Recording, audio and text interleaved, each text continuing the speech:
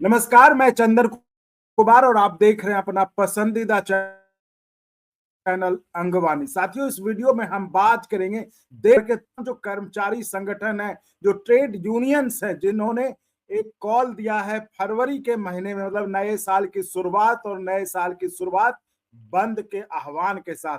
तो आखिर ये क्या मसला है, क्यों बंद का कॉल दिया गया है?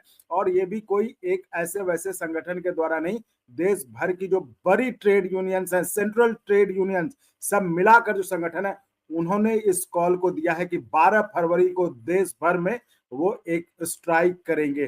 तो इसके बारे में हम बातचीत करेंगे। हमारे साथ all India trade union Congress, जिसको एटक कहते हैं, एटक की general secretary Amarjeet Kaur ma'am हमारे साथ हैं। मैम, बहुत स्वागत है आपका अंगवानी पर।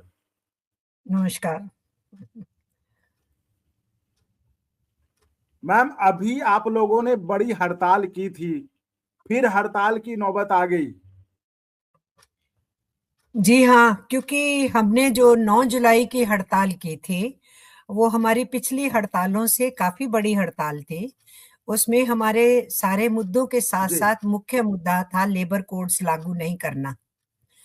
लेकिन हमारी उस हड़ताल के बाद भी गवर्नमेंट ने अचानक ही 21 नवंबर को चारों लेबर कोड नोटिफाई कर दिए। जबकि जब से पहला कोड लाया गया था 2019 में और फिर 2020 में 3 कोड लाए गए थे कोरोना के टाइम में, हम तब से लगातार सरकार से इन कोड्स का विरोध कर रहे थे। क्योंकि हमारे देश में एक प्रोसीजर रहा है कि जब भी लेबर लॉज में कोई चेंज लाना है या नया कोई लेबर लॉ बनाना है, तो उसमें जो स्टेक होल्डर्स हैं उनके साथ सीरियस कंसल्टेशन ड्राफ्टिंग स्टेज से की जाती है कि ये हमारा इरादा है और हम ड्राफ्टिंग करना चाहते हैं। तो आप बताइए, आप भी अपना कुछ बोलिए क्या चाहते हैं और हम भी कुछ रखेंगे और बात करेंगे। लेकिन इस सरकार ने कोई कंसल्टेशन नहीं की और इंडियन लेबर कॉन्फ्रेंस भी इस मामले के लिए नहीं बुलाई और अचानक वेब पेज पे कोड डालने शुरू किए। जब हम लोगों ने कहा कि लेबर कॉन्फ्रेंस होनी चाहिए, डिस्कशन होनी चाहिए, लेकिन उसकी तरफ कोई सरकार ने संज्ञान नहीं लिया। और लेबर कोड को जब लेके आए थे तो हम चूंकि मेंबर पार्लियामेंट्स के साथ लॉबिंग करना शुरू किए थे कि ये बहुत ही गलत तरीका है कि ये स्टेक होल्डर्स से बात नहीं कर रहे हैं, ये क्या लाना चाहते हैं क्या नहीं समझ में नहीं आ रहा है, तो आप पार्लियामेंट में आप लोग हमारी बात उठाइए। तो जब लेबर कोड आया था तो उसमें शोर के बाद वो स्टैंडिंग कमेटी में भेजा गया था। तो पार्लियामेंट्री स्टैंडिंग कमेटी में हम लोगों को अपॉर्चुनिटी मिल पाई थी, हम बहुत कुछ उसके सामने रख पाए थे।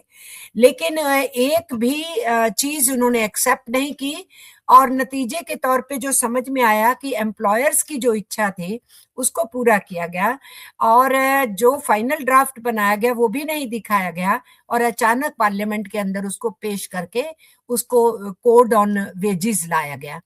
उसके बाद जो 3 कोड थे वो उस टाइम पे लाए जब कोरोना चल रहा था। हम लोगों ने जी। कोरोना कॉल में 6 मई को हमारी मीटिंग हुई थी, मार्च में लॉकडाउन लगा था। तो ऑनलाइन मीटिंग थी, मंत्री ने ली थी, उसमें आईएलओ के लोग भी थे, हम ट्रेड यूनियंस थे। हम लोगों ने ये ऑफर किया कि हम पूरे देश के अंदर जो फंसे हुए मजदूर हैं उनकी हेल्प में ट्रेड यूनियंस उतरी हुई हैं।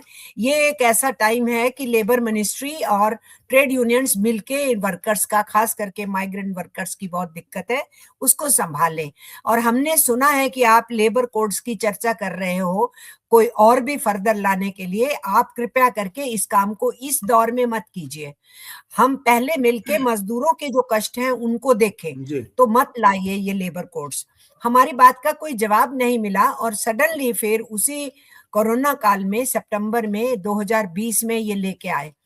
तो भी जब हमें पता लगा किसानों के 3 कानून ले आए हैं और अब ये हमारे कानून लाने की बात कर रहे हैं, तो हम लोगों ने मंत्रालय को फिर प्रपोज किया कि आप ये काम इस कोरोना टाइम में मत कीजिए, आप गलत कर रहे हैं, वर्किंग क्लास बहुत परेशान है इस दौर के अंदर।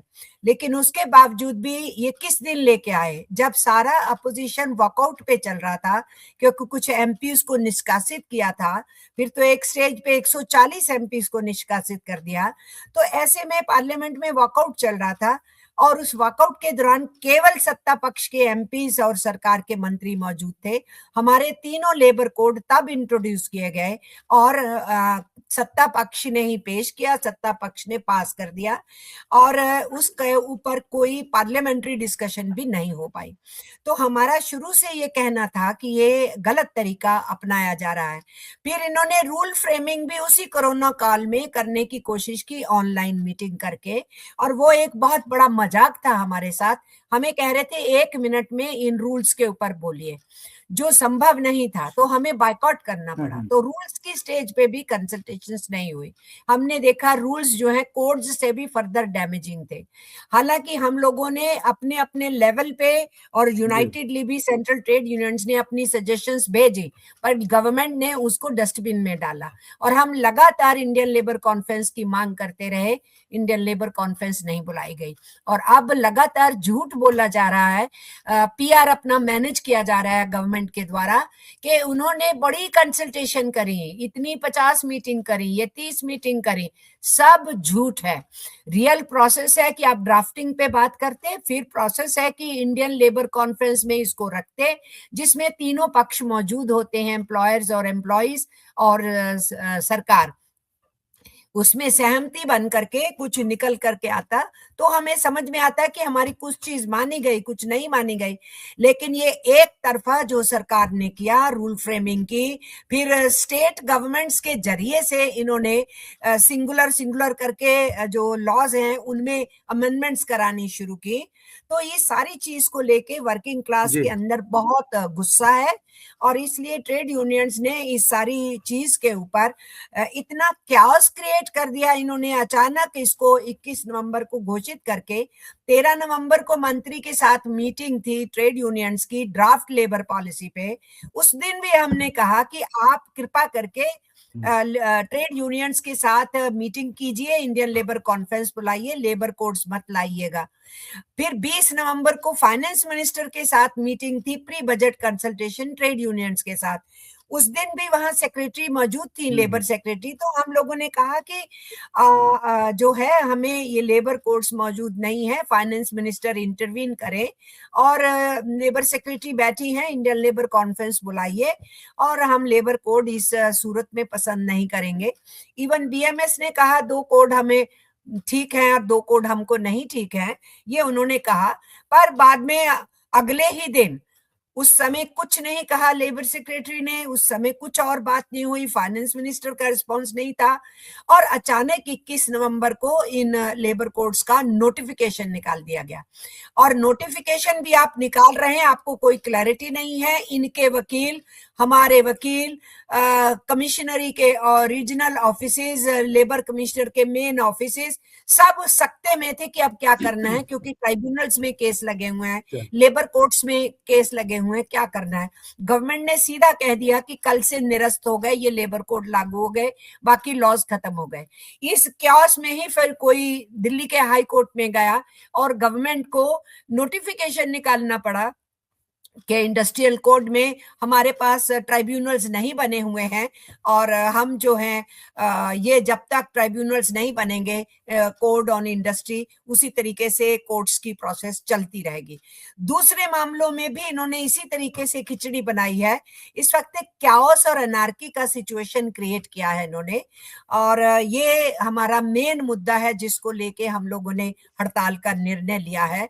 12 फरवरी को हम हड़ताल करेंगे और जो पार्लियामेंट का जो सेशन अभी होके हटा है उसके लास्ट के 2-3 दिन में जिस तरीके के इन्होंने जल्दी से मनरेगा के कानून को जिस ढंग से डाइल्यूट करके नया कानून ला दिया है वो उस पे भी एंग्विश है। इलेक्ट्रिसिटी बिल का अमेंडमेंट बिल ला दिया है जो ये कह रहे हैं कि हम इंट्रोड्यूस करेंगे, उसको हम इंट्रोडक्शन भी नहीं चाह रहे हैं, वो बिल भी है।